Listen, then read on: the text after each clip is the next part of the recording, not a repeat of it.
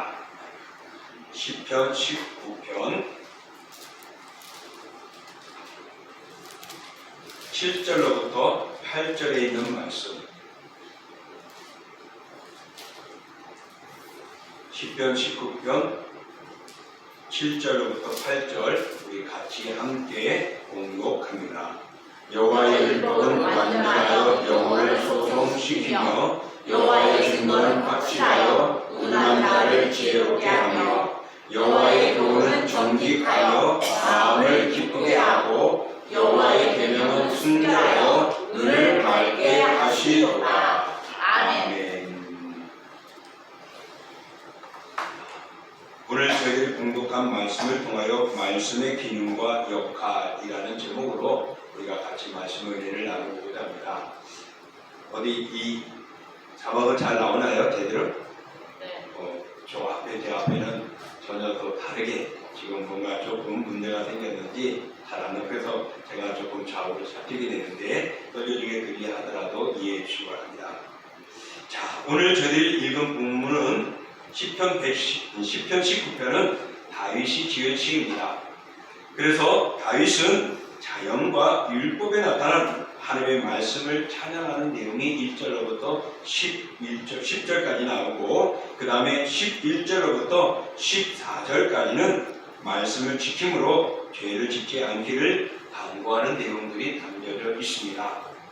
오늘 본 시편은 자연이 하나님의 피조물이기 때문에 하나님의 영광과 하나님의 하신 일을 드러내고 있다라고 노래하고 있습니다. 그래서 이것을 우리가 보편적으로 말하면 일반 계시다라고 이야기를 합니다. 자연 계시, 일반 계시. 또 이어서 오늘 본문에서도 우리가 살펴보듯이 기록된 하나님의 율법, 하나님의 말씀, 하나님의 성경은 믿는 사람들로 하여금 바르게 살아갈 수 있도록 하나님의 뜻을 알려준다라는 의미가 담겨져 있습니다. 그래서 특별히 믿는 자에게 주어지는 말씀이기 때문에 특별 계시라고도 말씀하고 있습니다. 이처럼 우리들은 자연과 성경을 통하여서 하나님의 말씀을 듣게 되고 하나님의 은혜를 깨닫게 되어집니다. 오늘 본문은 하나님의 율법이 어떠한 것인가를 우리에게 가르쳐줍니다. 다시 말해서 하나님의 말씀이 어떠하냐? 바로 우리의 영혼을 소생시키며 지혜롭게 하며 기쁘게 하며 또한 마음의 눈을 밝게 한다라고 이야기를 하고 있습니다. 하나님의 말씀이 이렇게 역사할 수 있는 이유는 그 말씀이 완전하고 확실하고 정직하고 순결하기 때문이라고 오늘 본문은 우리에게 말씀하고 있습니다.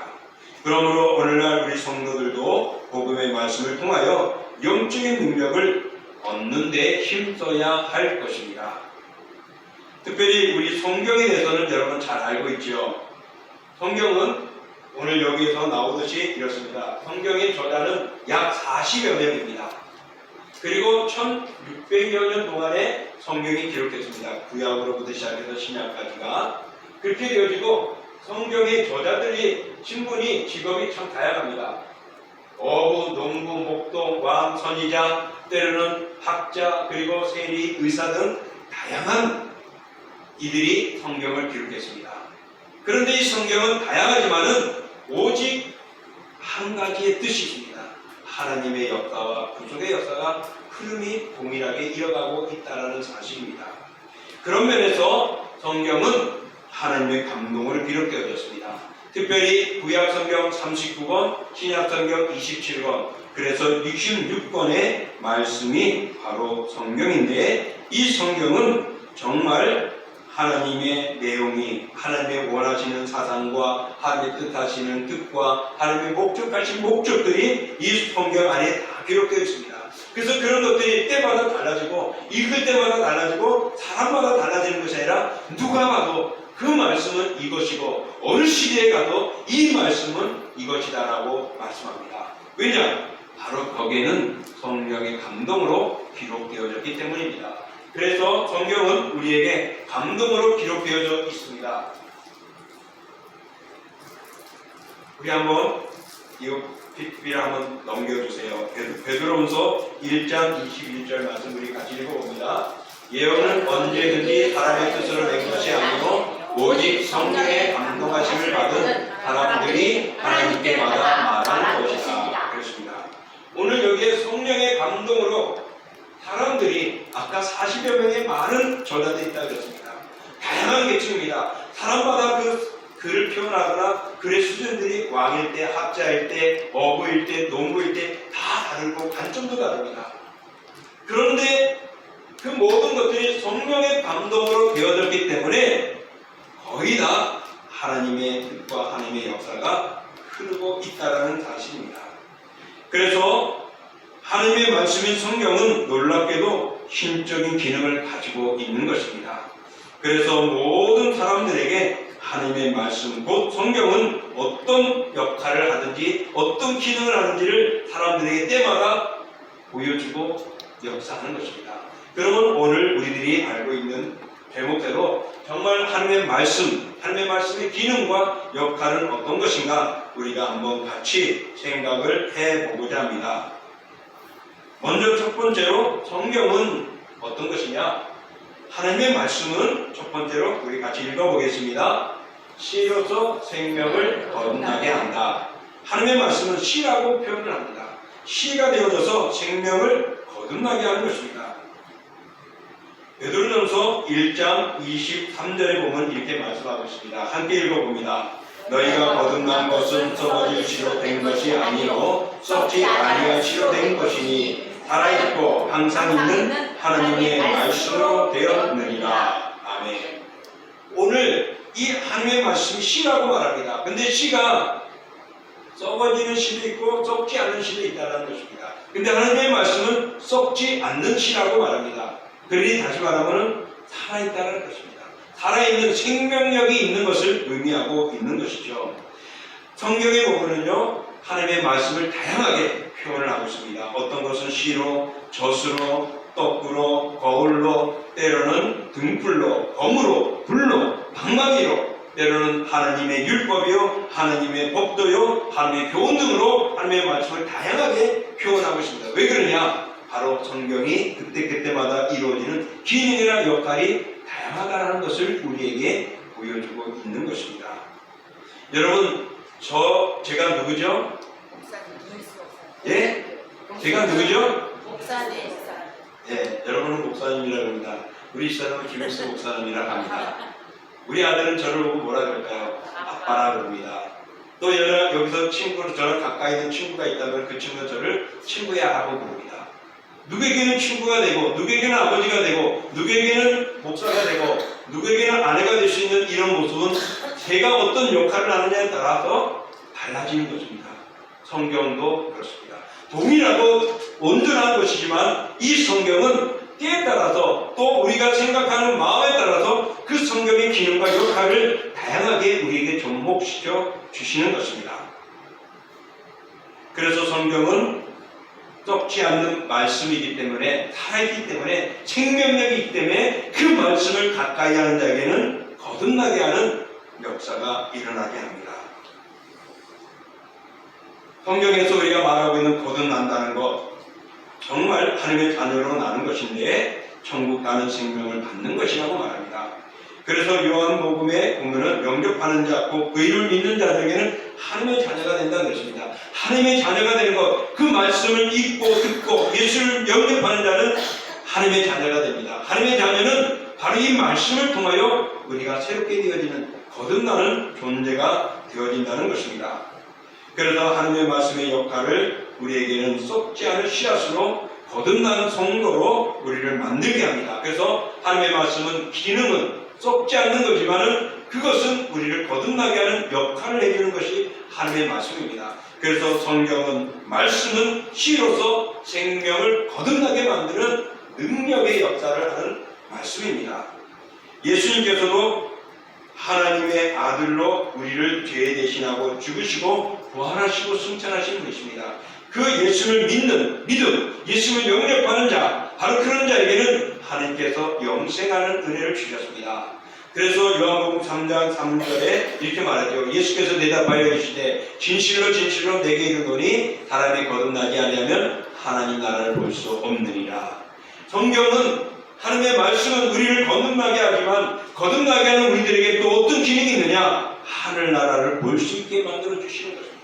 영적인 세계를 우리가 볼 수 있게 만들어 주시는 것입니다. 그래서 우리가 하나님의 말씀과 함께하는 공동체입니다. 말씀을 함께하지 않으면 우리 그 나라, 우리의 소망의 나라를 마음에 들 수가 없을 것입니다. 하나님의 말씀은 우리를 거듭나게 만들고 우리를 그 나라에 들어가게 만들고 그 나라를 바라볼 수 있는 소망과 기쁨을 우리에게 허락해 주시는 것입니다. 그러므로 여러분, 거듭남은 썩지 않는 씨, 곧 하나님의 말씀으로 되는 것입니다. 따라서 하나님의 말씀은 바로 성경은 생명을 거듭나게 만드는 그런 역할을 하는 귀한 것임을 기억하시고, 말씀을 통하여 거듭나시고, 말씀을 통하여 천국을 보시고, 말씀을 통하여 하나님의 나라에 들어갈 수 있기를 축복합니다. 두 번째로, 말씀은 젖의 역할을 합니다. 무슨 역할을 한다고요? 젖 역할을 합니다. 오늘 여기에 모든 사람들 어머니의 젖을 먹고 다 자라왔습니다. 아마 지금은 까마득하게 잊어버렸고 또 성장하여서 아이를 젖을 먹이는 어머니가 되어지고 그러셨지만은 바로 이 젖이라는 것은요, 아이가 태어나면 젖을 먹어야 합니다. 젖을 먹어야만이 그 아이가 성장하게 되고 인격체를 갖추게 되어지는 것이죠. 그렇듯이 예수를 믿는 사람도 역시 신령한 젖, 영적인 젖을 우리는 사모해야 됩니다. 바로 이 영적인 젖이 하나님의 말씀입니다. 그러니 하나님의 말씀은 시로도 표현되지만은 젖으로도 표현되어지는 것입니다. 예수님은 마귀가 시험할 때 사람이 떡으로만 살 것이 아니요 하나님의 말씀으로 산다라고 말했습니다. 육의 사람은 육의 양식을 먹어야 삽니다. 오늘 여기 계신 여러분, 내가 아무리 신령하다 할지라도, 내가 아무리 능력이 있다 할지라도, 하나님의 말씀으로 살아간다 할지라도 먹는 양식이 없으면 우리는 굶어 죽게 되어 있습니다. 이것이 우리 육신인데요. 예수님이 이 땅에 오셔가지고 예수님의 역할을 감당합니다. 공생을 합니다. 그런 예수님께서도요, 육신의 몸을 입고 있었기 때문에 배고프실 때도 있었고 아플 때도 있었던 것입니다. 이렇게 사람은 먹는 것을 통하여서 바르게 되어지고 온전해지고 건강해지고 성숙되어지는 것입니다. 우리의 영혼 믿음도 마찬가지입니다. 하나님의 말씀은 젖의 역할을 감당하기 때문에 우리의 영혼이 살찌기 위해서는 영적인 말씀을 먹어야 하는 것입니다. 그래야 우리가 온전해지죠. 거듭난 우리의 영혼이, 우리의 생명이 온전해지시는 것은 신령한 젖인 하나님의 말씀을 대하게 되어집니다. 어린아이가 젖을 사모하듯이 우리 또한 거듭난 성도들은 하나님의 말씀을 사모하는 삶을 살아가야 합니다. 그래서 우리는 말씀을 사모해야 되고, 말씀 읽기를 사모해야 되고, 말씀 듣기를 사모해야 되고, 말씀들을 행하기를 힘쓰는 우리가 되어줘야 하는 것입니다. 그래야 하나님의 사람으로 온전해질 수가 있기 때문에 그렇습니다. 베드로전서 2장 2절에 보면은 이렇게 말합니다. 갓난 아기들 같이 순전하고 신령한 젖을 사모하라. 이는 그로 말미암아 너희로 구원에 이르도록 자라게 하려 함이라. 아멘. 오늘 베드로 사도는 정말 성도들이 갓난 아기들과 같이 말씀을 사모하라고 말합니다. 왜 그렇습니까? 말씀이 어디에 이르도록 만든다고요? 구원에 이르도록 만들고, 구원에 이르도록 만들 뿐만 아니라 하나님의 사람으로 살아나게 만든다고 말합니다. 성숙되게 만든다고 말하고 있습니다. 그렇기 때문에 우리가 신령한 적 하나님의 말씀을 사모해야 합니다. 이 하나님의 말씀은 우리를 자라게 하고 성숙되게 하고 온전하게 하는 역할을 하고 있는 것입니다. 그러니 내가 교회를 다닌다, 내가 예수 그리스도를 나의 것을 믿었다 하면은 당연히 우리가 예수님의 자녀로서, 하나님의 자녀로서 신령한 적 하나님의 말씀을 사모하고 말씀을 내 몸에 지니게 힘써야 합니다. 내 몸에 지니는 것, 곧 그것은 말씀을 읽고 듣고 묵상하는 것입니다. 어린 아기들이 하루 종일 젖을 먹음으로 체력을 유지하고 성장함과 같이 우리 그리스도인들은 매일매일 역시 우리들도 영적인 삶을 유지하기 위하여 말씀을 가까이 해야 합니다. 그런 면에서 여러분 하루에 3장 이상, 때로는 5장 이상 우리가 말씀을 보십시오. 그러면 그 말씀을 통하여 놀라운 일들이 일어나게 되어집니다. 우리 교회도 조금씩 변화를 주기 위해서 저도 지금 성경이라는 것을 강의를 듣기 시작했습니다. 물론 강의를 들으면서 이제 2번 강의를 들었습니다. 들었지만은 예전에 배웠던 성경 공부로 예전에 신학교 배웠던 것들이 다시 생각이 납니다. 그런데 그때 기억하고 놓치지 못했던 것들을 또 다시 한번 하나씩 체계적으로 나눌 수 있게 되고, 지금 우리가 새벽마다 성경 읽고 진행하는 그런 내용들, 또 길을 가면서 이어폰을 듣고 말씀을 들을 때, 또 내가 오늘 읽어야 분량, 공부를 통하여 읽어야 분량, 참으로 많은 말씀들 계속 좁혀야 하는데, 그럴 때마다 말씀들이 새로워지고, 그럴 때마다 말씀이 다시 한번 내 마음속에 박히는 거예요. 그래서 이 말씀이 이 말씀이다라는 것들을 더 가지게 되는 것입니다. 사랑하는 성도 여러분, 말씀은 우리들 속에 적용되어져야 합니다. 말씀은 우리를 살리는 것이기 때문에 우리는 말씀을 날마다 사모하며 그 말씀에 가까이 가야 합니다. 왜? 신령한 젖이 되어졌기 때문에 우리의 영혼을 살찌게 하고 자라게 하고 성숙되게 만들어주기 때문에 그렇습니다. 그래서 하나님의 말씀은 씨로서 생명을 탄생시키는 역할을 해주고, 하나님의 말씀은 신령한 젖이 되어지기 때문에 우리들을 자라게 성장시키는 그런 기능적인 역할을 하고 있다는 사실입니다. 그러므로 사랑하는 성도 여러분, 말씀을 가까이 하심으로 우리의 영이 살찌고 우리가 온전히 성장하는 그런 아름다움들이 넘쳐날 수 있기를 주의 이름으로 축복합니다. 세 번째로 하나님의 말씀은 어떻습니까? 하나님의 말씀은 세 번째로 우리 같이 읽어봅니다. 검의 기능이 있다. 검. 우리 에베소서 6장 17절 말씀 읽어보겠습니다. 구원의 투구와 다시 한번 시작. 구원의 투구와 성령의 검, 곧 하나님의 말씀을 가지라. 그렇습니다. 구원의 투구와 성령의 검. 성령의 검이 뭐라고요? 하나님의 말씀이라고 말합니다. 하나님의 말씀은 구원의 투구, 즉 우리를 머리에 뜨는, 우리 몸을 보호해주는, 우리의 영혼을 보호해주는 역할을 하는 것이고, 하나님의 말씀은 검과 같아서 모든 것을 막을 수 있고 공격할 수 있다는 것을 말해주고 있습니다. 그래서 말씀을 성령의 검이라고 말합니다. 그래서 히브리서 기자는 히브리서 4장 12절에 우리가 잘 알고 있듯이 하나님의 말씀은 살아있고 활력이 있어 좌우에 나선 어떤 검보다도 예리하여 몸과 영과 관절과 고수를 찔러 쪼개기까지 하며 또 마음의 생각과 뜻을 판단하시나니 그렇습니다. 하나님의 말씀이 검과 같다고 그랬습니다. 오히려 검보다 더 예리하다고 말합니다. 그래서 검은 우리의 살을 찌를 수 있고 쪼갤 수 있고 뼈를 절단할 수 있지 모르지만 이 검은 우리의 마음의 심령까지도 다 드러내고 수술할 수 있는, 영적인 수술할 수 있는 능력을 갖춘 것이 하나님의 말씀이라고 말합니다. 여러분, 칼은, 검은 어떤 역할을 하죠? 검, 칼. 찌르는 거. 요리하는 거. 또 싸울 때 공격하는 거. 또 다양하게 있죠. 그런 기본적인 말씀은 지금 우리가 말한 대로 싸울 때 쓰는 공격적인 무기가 되기도 합니다. 이 철기 문화가 들어오면서부터 이 칼에 대한 무기가 생기면서 얼마나 싸움에 능하게 되고 승리하는 일들이 일어나는지 모릅니다. 칼은 공격적인 무기입니다. 그런가 하면 또 이 칼은 아까 말한 요리하듯이 자른다 그랬습니다. 성전에서는 제단에 바칠 제물들을 칼로 잘라가지고 나누기도 하죠.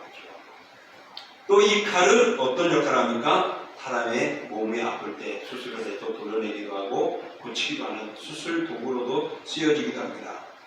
하지만은 오늘 사도 바울은 우리에게 말씀하기를 에베소에서 마귀를 물리치기 위하여서 성령의 검이 하나님의 말씀을 가지라고 앞서 말한 에베소서 6장 17절에 말하고 있습니다. 하나님의 말씀은 검이라고 말합니다. 그만큼 막을 수 있고 공격할 수 있고 잘라낼 수 있고 우리를 온전히 지킬 수 있는 그런 무기가 되어진다고 말하고 있는 것입니다. 그러면서 성령의 검인 하나님의 말씀을 가지라고 하였습니다. 예수님도 마귀의 시험을 받을 때에 말씀으로 그들의 시험을 물리쳤습니다.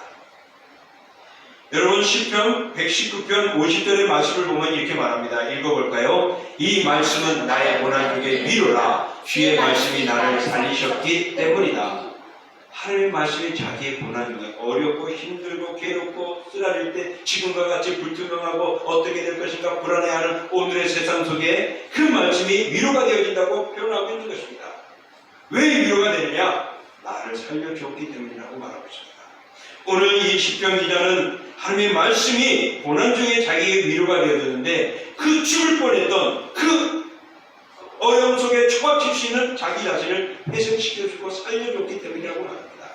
여러분 하나님의 말씀 가지고 여러분의 삶을 변화시키고 살아난 역사들이 있습니까? 체험한 일이 있습니까? 정말 그 말씀이 우리를 변화시키고 그 말씀이 우리를 강하게 만들고 그 말씀이 우리를 주의 길을 걸어가게 하고 그 말씀이 주님 앞에 헌신하게 만든다는 것입니다. 바로 그 말씀은 나의 잘못을 드러내고 나를 온전케 만들어주는 검의 기능을 가지고 있습니다. 그래서 하나님의 말씀을 가까이 하는 심령마다 죄를 짓지 못합니다. 왜? 말씀이 우리의 마음을 사로잡아주기 때문에 그렇습니다. 말씀을 가까이 하는 심령들은 하나님을 찬양하고 예배하는 것들을 소홀히 할 수 없습니다. 왜? 그 말씀이 우리를 붙들어주고 그 말씀의 기능과 역할이 하나님을 향할 수 있게끔 약속되어져 있기 때문에 그렇습니다. 말씀을 사모하고 읽고 묵상하는 자들에게는요 성령의 인도를 받습니다. 왜? 성령의 감동으로 기록되어졌기 때문에 그렇습니다. 오늘 시편 기자는 말씀이 자기의 고난 중에 있을 때 어떤 고난이 몰라도 그 고난 때 위로가 되었다고 말합니다. 사랑하는 성도 여러분, 여러분도 하나님의 말씀을 통하여 위로받으시기를 축복합니다. 아멘. 말씀을 묵상하며 말씀으로 여러분의 삶이 세임하게 되어지는 역사들이 일어나기를 축복합니다. 아멘. 사랑하는 성도 여러분, 하나님의 말씀은 기능은 여러 가지로 표현하고 있습니다. 오늘 이 시편 기자를 살려준 것처럼 말씀의 기능은 정말 영혼을 살리기도 하고 힘을 주기도 하고 위로를 주기도 하고 또 새 힘을 얻게도 한다는 사실입니다. 그러므로 여러분의 삶에도 말씀을 통하여 어려움을 헤쳐나갈 수 있고 또 미래를 꿈꿀 수 있고 믿음의 담대함을 얻는 능력을 공급받기를 축복합니다. 이제 말씀을 정리합니다. 성경은 여러 가지 기능을 가지고 있습니다. 우리의 영혼을 소동케 하고 지혜를 주며 마음을 기쁘게 하고 눈물을 맑게 하며 또한 등과 빛의 역할을 합니다. 오늘 시편 기자가 우리에게 말씀해줬듯이 하나님의 말씀은 무엇이라고요? 바로 그 말씀을 사모하는 모든 자에게는 정말 능력이 되는데 말씀은 완전하고 영혼을 소생시키고 또한 확실하게 하고 우리를 지혜롭게 한다고 말합니다. 왜냐? 그것은 정직하게 만들고 그것을 순결하게 만들어주기 때문이라는 것입니다. 그러므로 여러분 하나님의 말씀은 우리를 정결하게 만드는 기능적인 역할이 있습니다.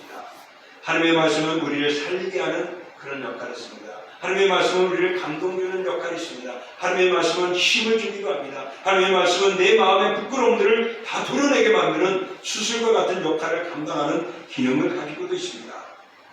이렇게 성경은 여러 가지 역할을 하죠. 또 시편 119편 5절을 보면은 주의 말씀은 내 발의 등이요 내 길의 빛이라고 등과 빛의 역할을 감당하기도 합니다.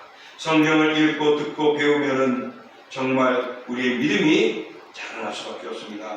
예레미야 23장 29절에는 하나님의 말씀은 불과 같고 방망이와 같다 그랬습니다.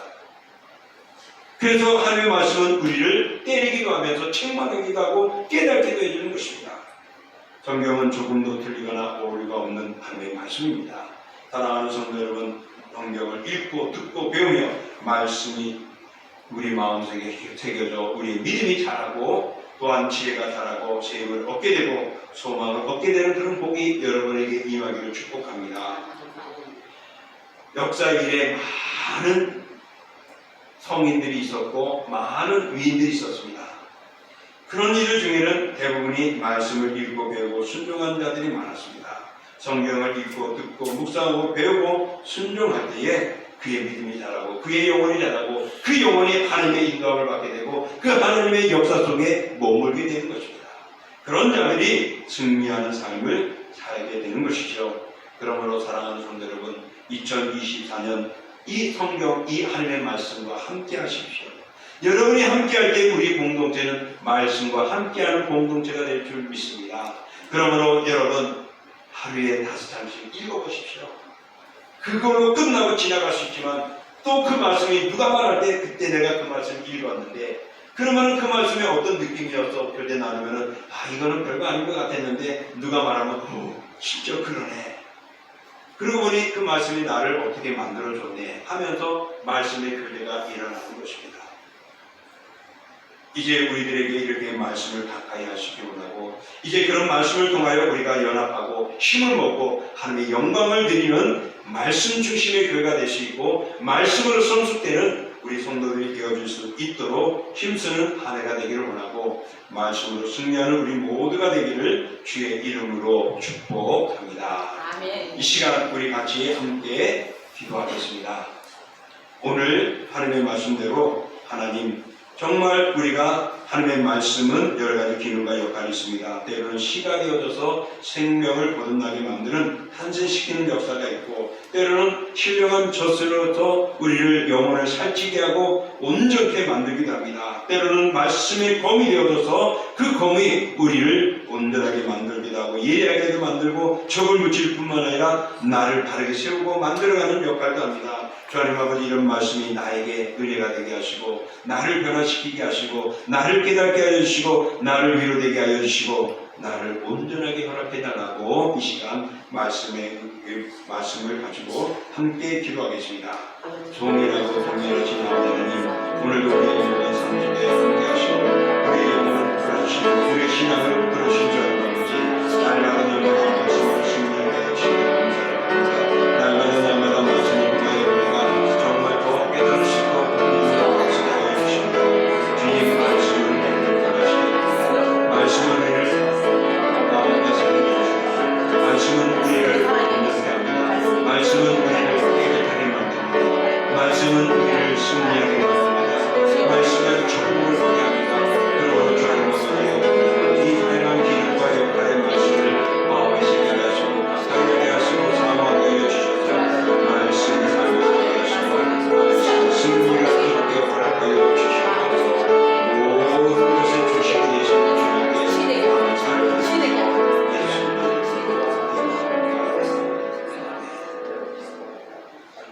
사랑해 주님, 성경 안에는 수많은 사람들이 있고 수많은 역사들이 있고 정말 과학적으로 판단할 수 없고 증명할 수 없는 사건들과 이적들이 있습니다.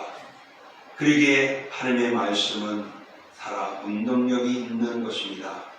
주님, 세상으로서는 말할 수 없는 그런 것들, 그러나 영어로는 아멘할 수 있는 이것이 하나님의 말씀입니다. 주여 이 말씀을 우리 다시 한번 우리의 마음에 새기게 하여 주옵소서. 말씀은 씨가 되어 생명력 있는 영혼을 거듭나게 하는 역할을 하기도 합니다. 말씀은 신령한 젖이 되어서 우리의 영혼을 살찌게 하고 우리의 영혼을 온전히 성장하는 영양분이 되어지게 합니다. 말씀은 검이 되어져서 적을 막기도 하고 이단을 공격하기도 하고 나를 바로 세우기도 하고 내 마음에 그릇된 것들을 고쳐주기도 합니다.